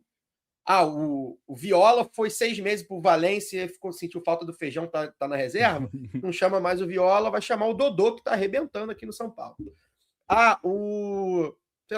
O Edmundo foi lá pro Napoli, não rendeu nada, não jogou nada na Fiorentina, o França tá arrebentando, chama o França. E aí isso na Europa também. Tinha o Marcelinho Paraí. A gente viveu uma época que o jogador brasileiro, principalmente no ataque, tinha muita profusão. Então, é isso, sim, o Jardel, né? A gente sempre fala, o Jardel não teve chance, assim, os caras, a gente chega no Portugal, por que o Jardel não teve, os caras não entendem. O Elber, no ataque, foram vários os grandes nomes que hoje é menos, né? E que a gente fazia, não, deu certo, não jogou bem, chama outro. Tem um monte de cara aí, né? Amoroso. A gente teve no meio campo, de Jalminha, olha, né, a geração que passou. Então, acho que isso é um pouco do sintoma da geração que passou. Irmão, tá 6 meses jogando mal lá no Wolverhampton, vamos chamar outro, Hoje a realidade é outra. E sobre isso também, o Paulo Júnior, que já esteve aqui, que é a pessoa que eu mais converso de bola desde que ele veio para o Rio, ele virou meu confidente de futebol, a gente conversa de futebol todo o tempo inteiro, e que já esteve aqui nessa bancada. Ele tem uma palavra, um verbo que ele usa, que eu gosto muito, que eu roubei dele as ideias, que é o bancar. Que é falar assim, você tem que bancar o cara, né? Você tem que acreditar e falar assim, não, se esse cara encaixa no meu jogo, porque também tem que encaixar no teu jogo, se esse cara é o cara que eu acho que vai jogar, eu não quero saber se ele está no Strasbourg, eu não quero saber se ele está no... E aí isso a gente viu, por exemplo, a Espanha lá com o Oyarzabal, né? Eu acho que é o grande modelo. Claro que com as suas peculiaridades, né? A coisa da Espanha. O Oyarzabal já faz o que faz na Espanha desde o sub-13, beleza. Mas o Oyarzabal era lá do Real Sociedad, você tinha o Ferran Torres no banco, do Barcelona. Ah, reserva, tudo bem, mas era do Barcelona. Você vai escalar por isso? Não, vou escalar porque ele encaixa naquele meu jogo. E aí a gente pensando em 30, o que eu espero que o Ancelotti faça, ele tem estofo para fazer, é entender que dentro do jogo dele, o estilo de jogo dele é mais ou menos claro, né? Ele não deve mudar muito, né? A brincadeira lá do balão ao Vini, né? É claro que isso é um meme, mas é mais ou menos o que resume o jeito de jogar do Ancelotti, verticalidade e tal, as costas do defensor da zaga adversária, essas coisas. Dentro desse jogo, dentro dessa forma de jogar, ele vai ter lá os jogadores que ele vai entender que jogam e ele vai ter que bancar. Né? Ah, o Antony, eu nem gosto do Antony, mas pô, mas tá no Betis, cara, mas é o Antony porque ele faz isso aqui, isso aqui, isso aqui. Acho que se tem uma lição que a Espanha nos ensinou, é essa. É você, não, se esse cara encaixa no meu time, eu vou com esse cara. Até porque, e aí entra no que eu queria falar até antes, a seleção, o jogo de seleção também foi mostrado isso. A gente já sabia, mas isso foi muito claro. Jogo entre seleções tem um caráter diferente. Principalmente quando você tem um mês para treinar, né? 2 semanas ali da Copa América, da Copa do Mundo. É diferente. O jogo de. Tirando a Espanha, novamente, a exceção, o toque do treinador, a forma, o estilo, o grande estilo de jogo, tirando a Espanha, as seleções são ali, tem lá suas diferenças, mas ela é muito dos jogadores. Então, eu acho que a gente tem que bancar um pouco, repetindo aí o verbo que o Paulo gosta de usar, que jogador a gente quer, se cabe naquele estilo de jogo. Ah, é o Dodô da Fiorentina? Então é o Dodô da Fiorentina. Ah, mas o Dodô ficou 6 meses mal lá, tudo bem, mas aqui ele vai jogar. Eu posso até convocar aqui um lateral esquerdo reserva e ver, posso ficar mudando o reserva, mas ele é o Dodô, porque ele faz esse jogo mais para frente e eu consigo cobrir com um volante, ele é quase um ala e tal. Eu espero que o Ancelotti tenha isso em mente, considerando que ele tem o estofo que tem, né? Ele é o treinador, né, que tem esse nome. Agora, sobre ele, eu tenho repetido isso, ele também não é mais o Ancelotti, treinador, ganhador de tudo do Real Madrid, que fez o Vini jogar bola, nosso italiano, o maior vencedor da história. Ele agora é o treinador que foi eliminado para a Noruega com 35% de posse de bola. Então vai pesar sobre ele uma certa pressão que ele não tinha e que talvez ele nem contasse que teria. Vamos ver se ele vai entender o futebol brasileiro. Pressão de quem? Bem, ele não mora no Brasil, né? Ele fica metade, sei lá, fica um pouco no Brasil, um pouco fora, mas é pressão da imprensa. A imprensa que, nossa, Ancelotti, café, bondinho, caipirinha, uhul. Né? A imprensa deu ali uma, né? Estava ali feliz com o Ancelotti. Eu também estaria se eu fosse um repórter da grande imprensa, né? Pô, ter a oportunidade de estar com aquele cara. E ele, super gente boa. Mas ele agora é o treinador do Brasil que foi eliminado, irmão. Pela Noruega. A pior eliminação brasileira desde 90. Ele vai começar a ser cobrado por isso e eu espero que ele lide bem com essa pressão, que eu acho que é algo que eu acreditaria que ele faria, né? Tá aí bem comprovado que ele lida bem com pressão, e que ele banque o estilo dele de jogar. Vai ser assim que a gente vai jogar? Ah, vai ser esse 4-2-4, que enfim, a gente sabe que não é o 4-2-4, mas que seja, né? Com 2 pontinhos e dois volantes, vai ser? Tudo bem, mas aí quem eu tenho no time para jogar? Né? E eu acho que isso dialoga muito com, por exemplo, o final. A gente vai ver aí, não vai ter Casemiro, não vai ter Neymar, não vai ter Alexandre, não vai ter Danilo, Marquinhos e Alisson, acho que vai ter, mas talvez ocupando posições, né, diferentes dentro do elenco, né? Então, eu acho que ele vai ter essa oportunidade de bancar. O Andrei, que eu acho que ele vai querer convocar, né? O próprio João Pedro, que eu não entendi porque ficou de fora, que eu acho que é um jogador que vai ter que jogar. O Estevão vai voltar, vai ser um dos donos do time, né? Ele vai ter que ter esse entendimento de falar assim, não, agora, se é o meu ciclo, que eu acho que ele tem esse entendimento, não, este é o meu ciclo. Então, vai ser desse jeito aqui. E aí, ver o que vai dar até 2030, né? Eu acho que tem um caminho. Acho que é um caminho para se formar um time. Acho que é um caminho. E eu até tenho essa impressão de que se o contrato dele não fosse até 2030, se ele não tivesse renovado, ele não teria chamado o Neymar. porque o Neymar foi um pedido dos jogadores e de grande parte da imprensa e do público, né? Vamos lembrar que foi muito celebrada, porque muita gente fala, mas era quem estava lá dentro da convocação, era uma elite. Não era, não. Muita gente, e inclusive fizeram pesquisa, tal, o Datafolha mostrou, muita gente queria.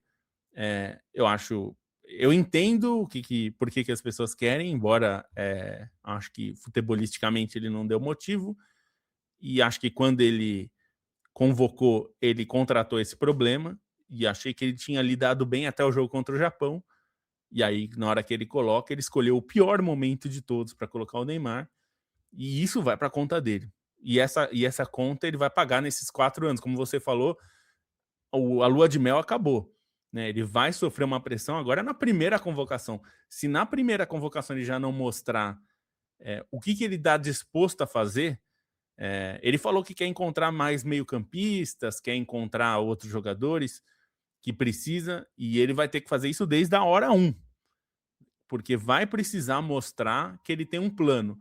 Porque é isso que você falou. Não importa muito qual é o plano. Assim, imagino que nenhum dos times dele era horroroso. Tá? Então, eu não tenho essa preocupação de ser um time...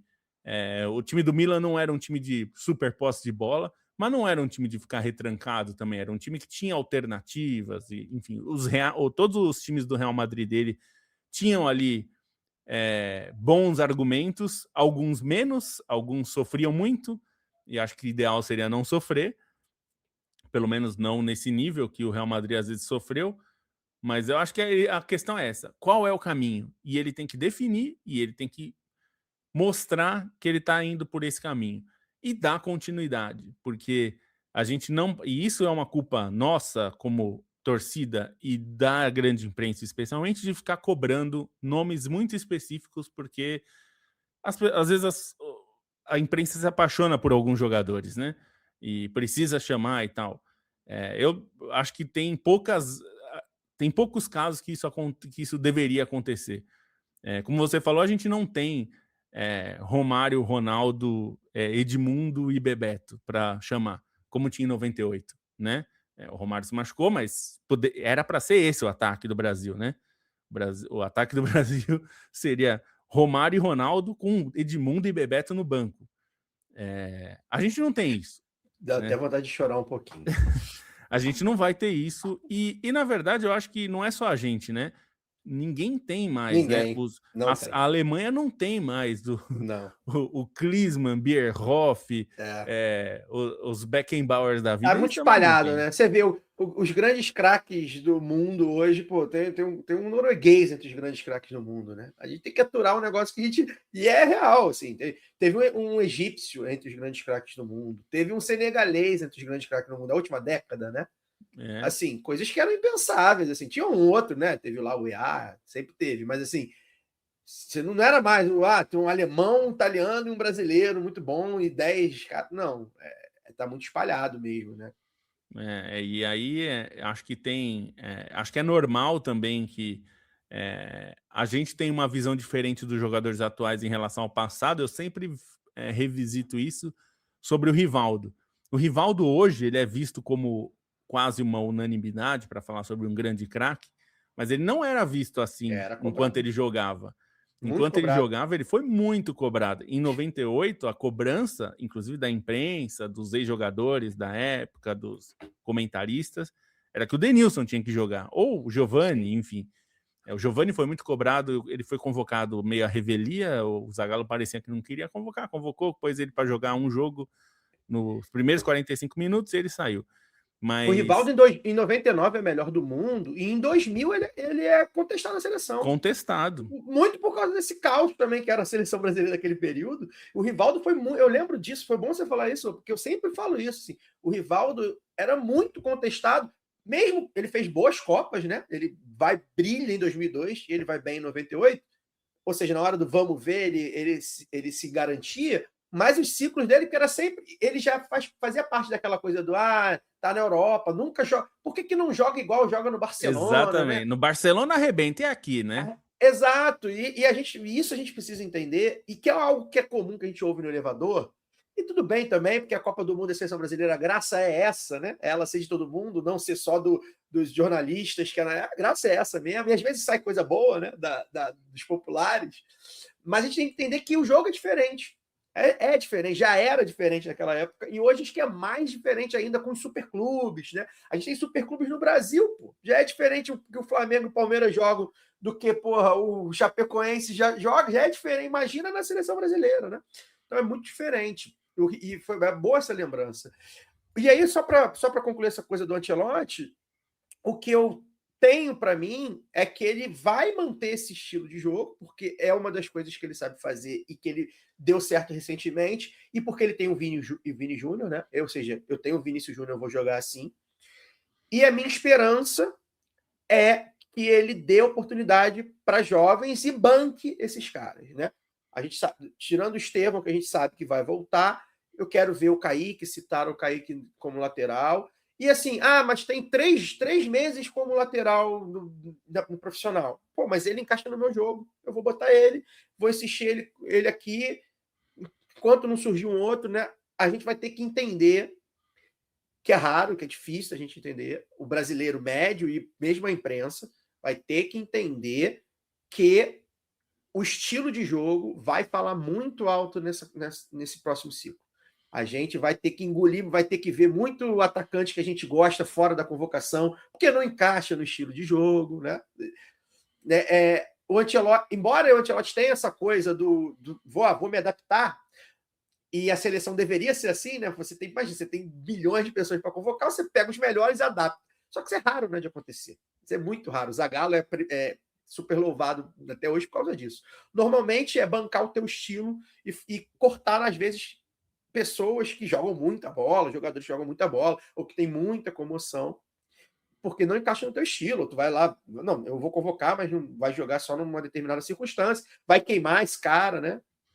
Enfim. Sobre o Neymar, só para dizer que eu concordo com você, eu tenho absoluta certeza que foi isso. Ele levou o Neymar para não ficar com essa sombra do Neymar em 2030, né? Foi eliminado e não levou o Neymar, foi eliminado e não levou o Neymar. Não, levei, botei, e aí, vambora, acabou. Acabou, então agora sou eu. É uma pena, porque a gente perde uma Copa. Pois Acho que a Copa é muito grande para a gente perder por causa disso, mas é compreensível considerando, né, a chatice que virou o Neymar, né? O Neymar virou uma chatice, infelizmente, né? Um dos melhores jogadores que eu vi, o assunto virou um porre. Não, e acho que isso leva toda a geração do Neymar junto, né? Então, o Casemiro, o Danilo, o Até Alisson um porque, pouco. Lobo, até porque eu conversei, fiz uma live essa semana e falei sobre isso também. Não é que esses caras estavam comendo a bola, né? Porque assim, Né? se o Alisson continuar, o Marquinhos provavelmente vai ser um exemplo disso. Ele muito provavelmente vai continuar em boa fase, porque ele é um bom zagueiro. Eu tenho minhas restrições lá com ele também, mas enfim, ele é um bom zagueiro, ele negavelmente ele é um bom zagueiro, dos principais do mundo. Muito provavelmente ele vai continuar em forma, porque ele é um cara que se cura, nanã. Então ele vai servir para. O Marquinhos tá jogando, o PSG tá aí, titular do PSG e tal. Não era o caso nem de Danilo, nem de Alexandro, que foram convocados. Danilo titular na lateral direita. O Casemiro médio, o Casemiro fez uma boa temporada lá com o Manchester e tal, então o Casemiro ainda passa um pano. E nem o caso do Neymar, né? Porque assim, não estava arrebentando no Santos. Porque se o Neymar tá jogando, não, o Neymar tá jogando, você tem que levar ele, óbvio, né? Não é o caso, né? Então, esses caras mais velhos, que vão chegar em 2030 mais velho, Rafinha é um exemplo deles, né? Para mim, o Rafinha fica um tempo fora. Dá um tempo, vamos testar outros caras. Mas vai chegar em 2029, 2030. O Rafinha tá lá, no Barcelona, mesmo num time menor, mas, não, tá jogando, tá mostrando. Cara, chama o Rafinha de volta. Beleza, ele serve, experiência. Você também não pode querer que renove tudo, né? Não é assim que funciona. Né? Não é assim que funciona. Isso eu concordo totalmente. Eu até fiquei surpreso de boa parte dos veteranos terem ido para essa Copa, porque a gente não vê isso acontecer muito, né? E eu concordo que acho que o caso mais grave, assim, na Copa virou um problema, né? O Casemiro, mas eu acho que era justificável chamar o Casemiro, porque ele fez uma grande temporada e ninguém tinha se consolidado ali na posição. Ele achou que não dava tempo de criar isso em poucos meses. A gente pode discutir, talvez desse, mas Ele não quis fazer isso. Ele levou o Alexandre, Danilo, Casimiro, esses caras por causa disso, né? O Alisson até acho que é um caso diferente, porque eu acho que o Alisson até é o melhor goleiro mesmo, É o com melhor alguma goleiro. distância, e a gente precisa convocar outro, porque ele tem 33 anos, não dá para confiar que ele vai chegar. Acho que é uma aposta ruim fazer isso. E tem que ter outros nomes, tem o Otávio do Cruzeiro, que surgiu aí muito, muito bem. Mas enfim, tem que buscar, tem o Carlos Miguel, tem outros goleiros aí que tem opções, o Hugo no Corinthians. Enfim, tem jogadores que você pode ir testando e tem tempo para isso. E eu acho que o Brasil tem que usar o ciclo inteiro daquele jeito. Tem que se preparar para a Copa América. A Copa América é importante para construir time. A gente viu isso com a Argentina. A Argentina se constrói a partir da Copa América. Primeiro com uma derrota que eles sentiram muito em 2019 no Brasil. Uma derrota que fez com que o Messi levantasse a voz de uma maneira como ninguém tinha visto até então na Argentina, né? Porque foi um jogo com uma arbitragem muito ruim mesmo. Eu achei que naquele jogo até a arbitragem realmente foi mal pró-Brasil.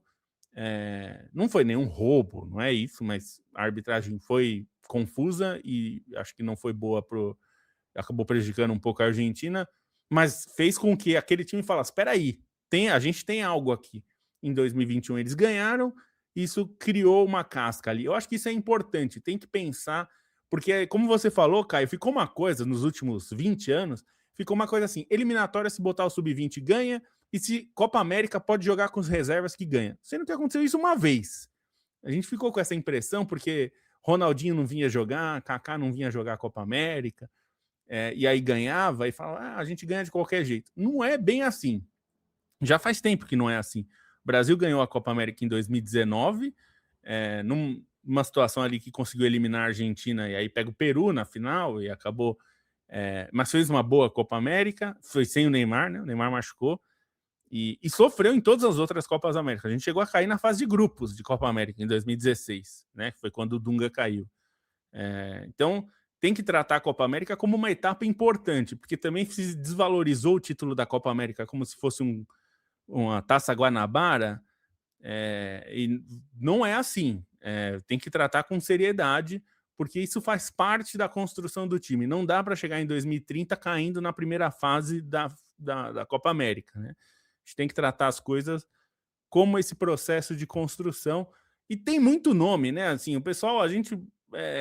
Eu me irrito também. Alguém falou aqui no chat, eu já até perdi o nome, não sei se foi o Wanderson.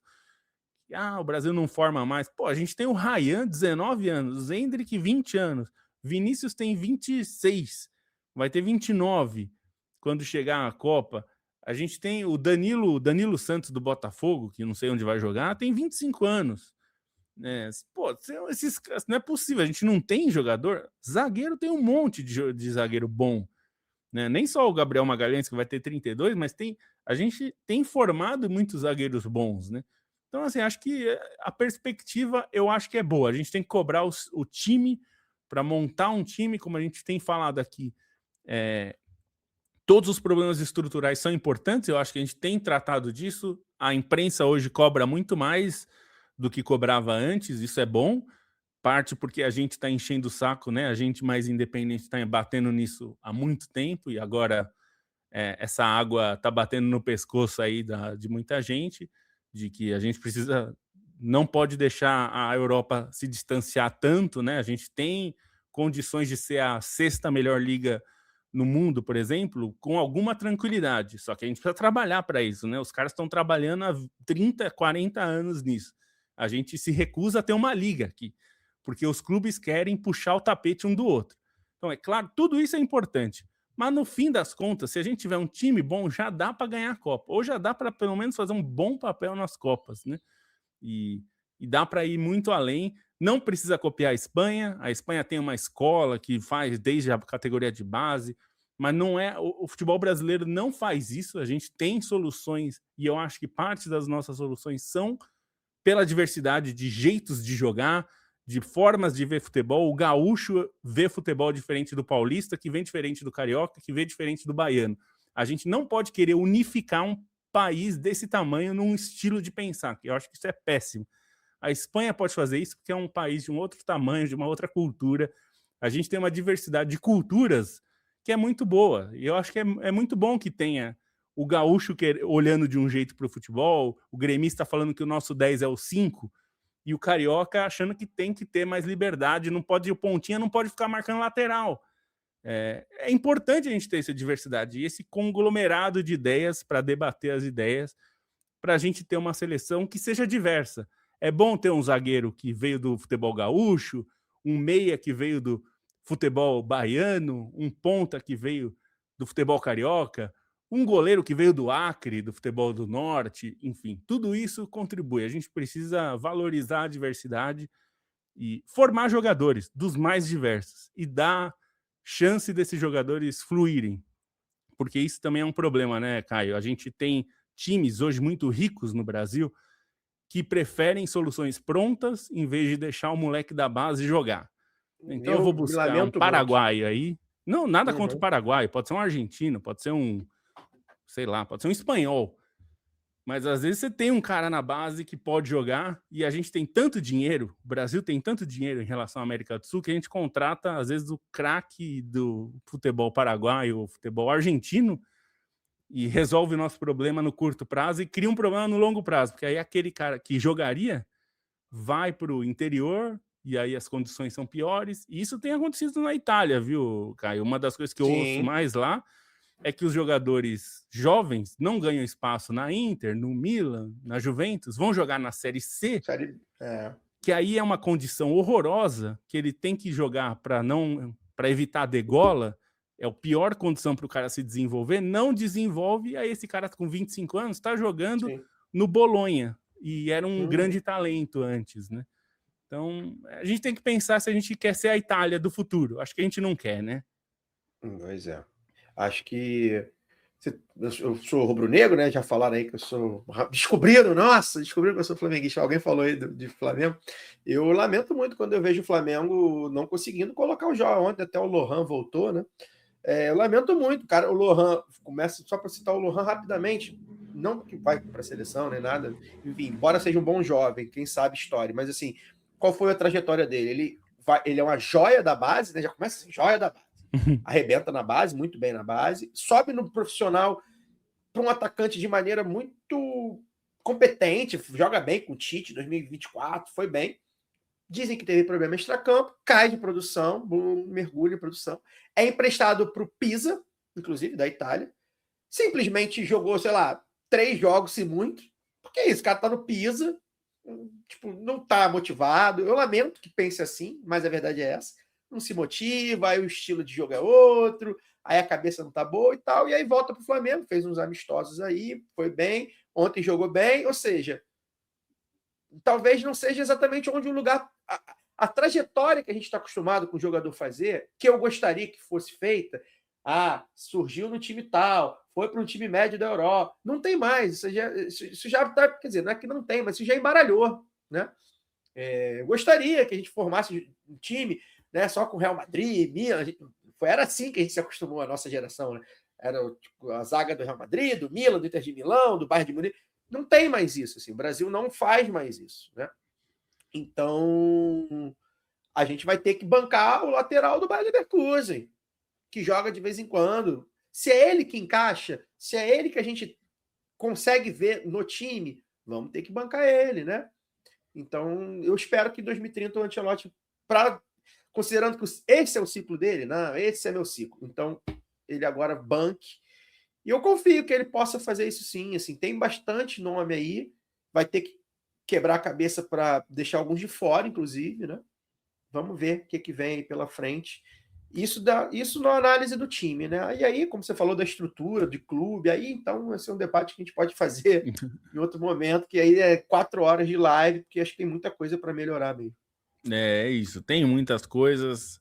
Acho que a perspectiva que fica é que a gente não tá tão ruim que precisa implodir tudo, mas a gente precisa trabalhar, né? Assim, inclusive, Lobo, um raro momento que eu não tenho visto, por exemplo, ninguém falando de demissão do Ancelotti. Nem na imprensa alternativa, talvez alguns influenciadores aí doidos enfim, esses que a gente conhece aí mais exacerbados, mas eu nem assim, as pessoas, não vi ninguém vai ter que demitir o Ancelotti. Exatamente, porque ele é um treinador muito grande, que veio e respeitou, né?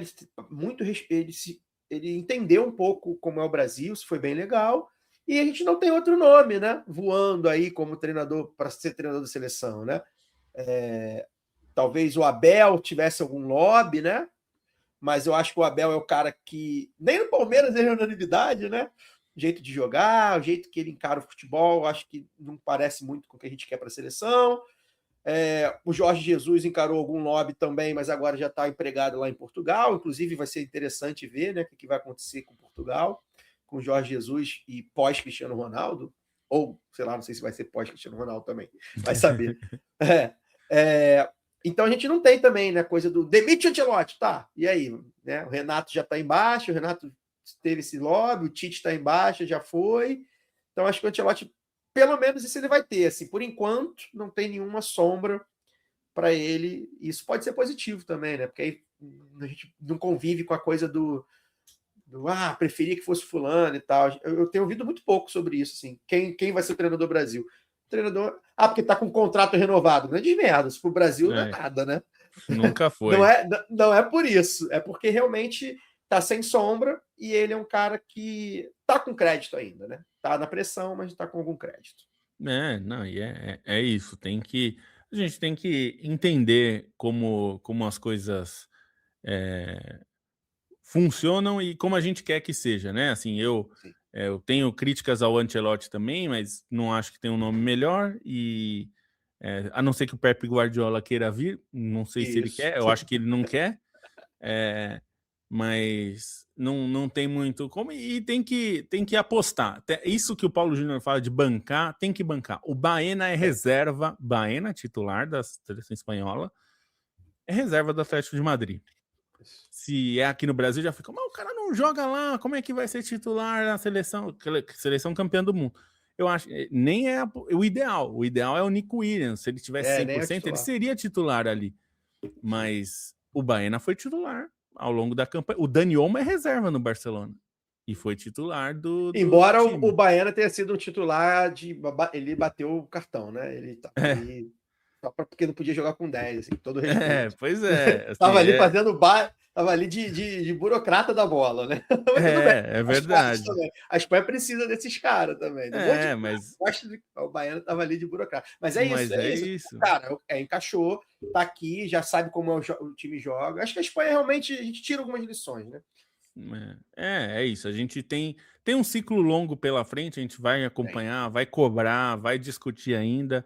E tem muita coisa, né? A gente estendeu um pouco o programa, porque eu acho que era um assunto que vale, tem muito debate. A gente nem falou metade do que a gente pode falar, porque aqui a gente poderia falar muito. Então a gente vai ter que chamar o Caio mais vezes para ele vir participar mais vezes aqui. Quem sabe quando voltar ao ciclo das convocações, né? A gente voltar a conversar um pouco. Mas é isso, tem que bancar. Se você não tem lateral direito, tem uma meia dúzia jogando em times das principais ligas do mundo aí. Então, não é possível que nenhum... O Wanderson, o Zé Pereira lembrou. O Wanderson se machucou, né? Infelizmente. Provavelmente ele até tinha a chance de ir para a Copa, se machucou. Mas é isso. O Wanderson, ele é bom? Você acha que ele é bom o suficiente? Então, vamos treinar. O Luciano Juba não é bom o suficiente? Não dá para... ele tem problemas defensivos. É isso, você tem que fazer comprometimentos ali. Porque eu sempre lembro, a Alemanha foi campeã em 2014 com o Rovedes de lateral esquerdo, um zagueiro meia boca jogando de lateral. Então a gente também supervaloriza como se os times campeões têm que ter 11 craques. Inclusive, nas laterais, o Danilo foi muito infeliz na fala dele, né? Que não dá para ser feliz com laterais. A Espanha muda isso, porque acho que o Pedro Porro é um grande lateral, muito ofensivo, e o Cucurella, eu sou fãzaço do Cucurella, um jogador completo, o cara tarado da bola, né? Tá em tudo quanto é lugar no campo. Mas a Argentina de 22 tá aí, né, cara? Os laterais da Argentina e encaixou, tava ali encaixado. Só queria responder aqui o Hudson botou aqui, por que o Murilo nunca mais foi convocado? A resposta é simples, o Murilo é convocado, vai muito mal no jogo, que muda o treinador. Mudou o treinador. E aí o treinador tirou, não tava com ele no radar. Provavelmente, não, esse cara tá queimado, né? Não gosta de jogar com ele. Acho que o Murilo é um jogador, pelo que, assim, posso estar falando besteira, mas acho que ele é um jogador que o estilo de jogo do time que ele joga... acredito que seja o Murilo do Nottingham Forest, né? Que imagino que sim. Ele é um zagueiro que eu acho que talvez não seja tão construtor quanto o Ancelotti gostaria, mas enfim. O ciclo. O que responde para mim é o quê? Por que nunca mais foi convocado? Porque mudou o cara, mudou o treinador. Então, assim, não foi nem culpa do Dorival. O Dorival escala o cara vai muito mal, e o Dorival vai embora e vai com ele, vai a ideia dele, né? Então, essa coisa do ciclo também é complexa. Para além de um Brasil-Argentina, aquele Brasil-Argentina marcou, né? Realmente marca mesmo, né? Mas o Wesley também foi muito mal, né? A minha amiga Ana Thaís Matos, comentarista da Rede Globo, disse que o Wesley estava jogando entre adultos, parecia uma criança jogando entre adultos. O Wesley é vendido para Roma e o Wesley seria titular da Copa depois, né? Então, assim, também dá para... É isso, é bancar o cara. Não, é esse cara aqui. Tem um monte de nome aí. Tem Beraldo, tem Vitor Reis, um monte de zagueiro para testar. Tem o Murilo, que é muito bom. O próprio Alex Ribeiro, né, que foi convocado. Pois acabou se machucando na hora errada, né? Acabou perdendo um pouco o ciclo da coisa. Né? Ele tava indo bem. Meio campo tem um monte, cara. Tem um monte. Mas é isso. Não sei se vai encaixar também no estilo de jogo. Mas, pô, é o André, João Gomes, Bidon. Cara, enfim. Tem, a questão é o que a gente quer do meio campo? Porque a gente não tem meio campo controlador, mas a gente quer meio campo que controle o jogo. Vai bancar o Bidon lá todo né, magrinho. E não, isso. A gente quer que controle o jogo. O Bidon na Espanha é titular. Ele vai jogar, então, o Gavi joga, ele joga. Eu sempre lembro, quando alguém me fala que a gente devia jogar como a Espanha, ou que o Brasil deveria jogar algo parecido com a Espanha, ou que o Brasil jogou era tic-tac, eu sempre lembro. O mais próximo que a gente teve de um time brasileiro jogando tic-tac foi o time do Parreira, e as pessoas odiavam. Ô, Lobo, o Zinho era chamado de enceradeira. O Zinho na Espanha era camisa 10, pô. O Zinho, a minha comparação, o Zinho era o chave da seleção de 94. E foi brilhante, tá? Foi brilhante jogando de chave. O Zinho ia ser, pô, na Espanha ele ia ser, nossa senhora. Pois é, e ele e assim, a gente conhece, a gente viu jogar o Zinho, assim, se você não viu, procure aí, quem não assistiu, não é da época, ele jogou, ele era ponta, virou meia, era o contrário naquela época, né? O ponta virava meia, né? Isso, mas ele não era um jogador burocrático, mas o estilo do Brasil era de manter a posse de bola. O Brasil era uma defesa muito melhor boa. Tinha. Era uma defesa boa em 94, porque fazia um pouco disso que a Espanha fez agora, e faz já há bastante tempo, faz há 20 anos. O time adversário tinha muito pouca chance de atacar o Brasil de 94, porque o Brasil mantinha a posse de bola, porque tinha o Dunga, que tocava bem a bola, tinha o Mauro Silva, você tinha o Zinho, teve o Raí, que nunca se encaixou muito nesse modelo mais de passe, né? Ele era muito vertical, nunca encaixou direito. Ele encaixava melhor sem o Romário, porque ele quase virava o atacante, né? Com o Romário, ele tinha que fazer um papel que o Zinho fazia, e ele nunca fez bem. Mas eu tô dando esse exemplo porque, assim, a gente já teve um time parecido com a Espanha, e eu não vou dizer que foi odiado, porque, assim, eu gosto até hoje, mas e sei que tem gente que gosta também, mas era visto como um time defensivo, então a gente tem que tomar cuidado para saber o que a gente quer. Porque quando alguém fala que a gente quer jogar desse jeito, eu não sei se vocês querem mesmo, não sei se vocês aguentariam. Vocês falam muito isso, assim, não, é isso, assim, o Brasil não tem esse estilo de jogo. Quer dizer, se der para ter, vamos ter, beleza. Mas não é essa coisa cara do Brasil, né? Eu lembro só do Zinho girando. Cara, na Espanha ele ia ser Nossa Senhora, né? Ele cuida da bola, era o cara que melhor cuidava da bola. O Renan já tá falando aqui, ó, dava para jogar melhor em 94, e dava mesmo, assim, não sei se melhor, mas dava para ser mais plástico, né? Exatamente, ele falou do São Paulo do Terê e do Palmeiras do Lucha. Eram times que jogavam muito mais plasticamente, né? Dava para jogar, mas era o estilo, né? É isso que eu tô dizendo. O Corinthians de 2002 é o primeiro time, antes de falar de tic-tac, em 94 eu não vi, né? Eu só revi os lances e tal, então eu não vi. Mas em 2002 eu já acompanhava futebol, e o Corinthians do Parreira era conhecido por ser um time do rame-rame. Inclusive, já jogava até com ponta. Jogava com ponta o time de 2002 do Parreira. Era um negócio meio inédito na época. Mas com o rame-rame lá do toca, né? E era um bom time. Jogou muito bem na fase de liga do Brasileirão. Então, assim... E mesmo o time do Tele, assim, foi a época que eu comecei a acompanhar futebol, O time do Tele, quando ganhava, era ótimo, era elogiado, brilhante. Quando perdia, era o time... eu lembro que a primeira vez que eu ouvi essa expressão foi nessa época, que era o time que falta objetividade, que não consegue, que domina o jogo, mas não consegue fazer o gol. Não sei se vocês lembram alguma coisa em relação... Assim, eu não acho que o time do Tele parecia muito com a Espanha, tá? Mas era um time de posse de bola, um outro tipo de posse de bola, acelerava muito. Mas eu sempre digo que hoje o futebol brasileiro, o que representa melhor futebol brasileiro hoje é o Vinícius Júnior. O que as pessoas querem ver, que vão para o estádio para ver, é o Vinícius Júnior. É o cara que tem drible, tem gol, ele faz muito gol, ele é muito bom de drible, ele é o cara que decide jogos. Isso eu diria que se fosse concentrar em um jogador, o que é o futebol brasileiro? Quem representa melhor o futebol brasileiro hoje, entre jogadores atuais? É o Vinícius. O Vinícius é o cara que todo mundo queria ter um desses no seu time. Esse é o cara que você quer ter no seu time. E que bom a gente ter o Ancelotti, né? Eu acho que o Ancelotti entende isso. E eu acho que ele é capaz de formar um time para fazer do Vinícius, que foi, enfim, a gente já está se alongando, mas foi a grande notícia. A boa notícia da Copa para mim foi o Vinícius Júnior desabrochar como o craque do time, né? E é isso, vai ter que melhorar o time em torno dele, ou enfim, manter ali, para ele ser esse cara, porque ele é o cara que pode agradar mais mesmo o público, né? E acho que o Brasil está muito mais perto do Klopp do que do Guardiola, num sentido mais teórico. A gente gosta muito mais do time que acelera, né? Que recupera a bola. A gente não tem cultura de pressão, isso é uma coisa. Até eu tenho ouvido de alguns caras que trabalham com futebol que têm falado isso. A gente tem uma cultura de não pressionar muito na saída, enfim, fazer esse tipo de pressão. A gente não. Nossos times. Física, né? Nossos times também não são tão acostumados a fazer isso na base, mesmo nas seleções de base. Eu acho que é muito questão física. Eu acho que a gente talvez a gente não esteja entre os melhores jogadores fisicamente, então acho que a gente, talvez por isso que não faça mesmo. E pelo nosso calendário, né? Se o time brasileiro resolve jogar com essa pressão do Klopp, assim, vai quebrar metade do time aí no meio da temporada, né? Porque a gente tem um calendário muito ruim. Então também tem isso, mas eu acho que como estilo de jogo, o que mais se aproximaria hoje, né? Falando do futebol, seria um time do Klopp, que recupera a bola e acelera. A gente não gosta de time paciente, a gente gosta de time que acelera.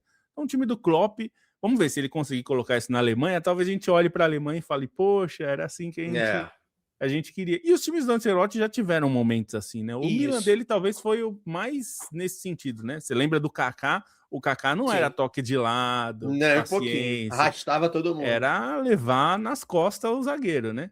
Então, vamos ver. Acho que a missão, a perspectiva é boa, né, Caio? Só que a gente tem que ver, tem que trabalhar, tem que ter um ciclo sem sobressalto e para chegar em 2030 consolidado, com um elenco que passou por muita coisa junto, que treinou, que jogou, desenvolveu o lateral que você não tem hoje, você tem que ter em 2030. É o Wanderson? Então a gente vai colocar o Wanderson. É o Wesley? Vai colocar o Wesley. É o Kaique, é o Luciano Juba, é o Caio Henrique, é quem for, trabalha esse cara e vai construir o time. O Tagliafico tá aí na seleção argentina. Talvez ninguém quisesse que ele fosse lateral do Brasil, mas ele tá aí jogando na Argentina e fez uma baita final de Copa, inclusive, contra o Yamal, né? Dá para jogar. Desapegar de onde o jogador joga, né? A gente vai ter que... O Caio Henrique, por exemplo, estava na seleção no Mônaco, na França, já foi para o Ajax, né? Embora o Ajax seja um clube até maior, digamos assim, historicamente, que o Mônaco, é um campeonato menos visto, então vai ficar, jogador do Ajax, irmão, fazer o quê? Pois é. Vamos ter que desapegar disso. Tem isso, vamos acompanhar. Bom, Caio, foi excelente aqui, a gente teve que rodar mais tempo porque teve muita coisa, mas espero que a gente faça mais programas aqui, quem sabe ali em setembro, quando tiver uma data FIFA, se você tiver afim, a gente pode trazer você para falar mais aqui, a gente conversar mais de Brasil, de seleção e enfim, de tudo mais que tem por aí. Grande prazer ter você aqui. E essa é só a primeira, hein? Tem mais para vir por aí. Muito, muito, muito feliz de participar dessa live. Eu sou, como falei no começo, sou ouvinte, sou entusiasta, sou leitor da newsletter. Acho que vocês fazem um trabalho... E aí não é questão de ser bom. Vocês fazem um trabalho bom, mas não é só por causa disso. É a forma que vocês veem o futebol. Eu acho que isso... E a comunicação. Eu admiro pessoas que veem a comunicação e o jornalismo e o futebol dessa forma. Com seriedade, isso, com seriedade não quer dizer ser sisudo, não brincar, né? Seriedade é outra coisa, né? Tratar o ouvinte e o espectador e a espectadora com seriedade, não tirar de trouxa, né? Então, falar de jogo que viu, né? Entender, se especializar. Eu acho que vocês fazem um trabalho magnífico que me inspira, inclusive enquanto jornalista, enquanto produtor de jornalismo independente, a forma que vocês criam um vínculo com os ouvintes e espectadoras de vocês. Acho isso muito legal. Eu sou um deles, então fico muito, muito feliz de ter participado. Peço desculpas aí porque eu falo demais, né? Quem tem podcast normalmente fala demais, né? Como no meu podcast eu fico, se quiser fazer 3 horas, né? No meu YouTube eu fico, se quiser fazer 6 horas, faz e tal. A gente, quando vem num podcast, a gente acaba falando demais, né? Eu prometo que vou melhorar meu poder de concisão dos pensamentos. Mas a gente tem a vantagem de ser independente também, é isso, né? Não tem um comercial atrás da gente dizendo que tem que encerrar. Muito, muito obrigado aí a todo mundo que ficou com a gente, a quem vai ouvir aí também depois.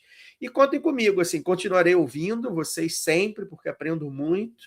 E tudo que vocês precisarem de mim, eu estarei aqui, se for para falar, se for para reproduzir, para compartilhar. Sou um admirador do trabalho de vocês. Só queria mandar um abraço aqui, o Sony Miller, lá do grupo do Giannis. O Giannis é o grupo do Telegram de apoiadores do Café Belgrado.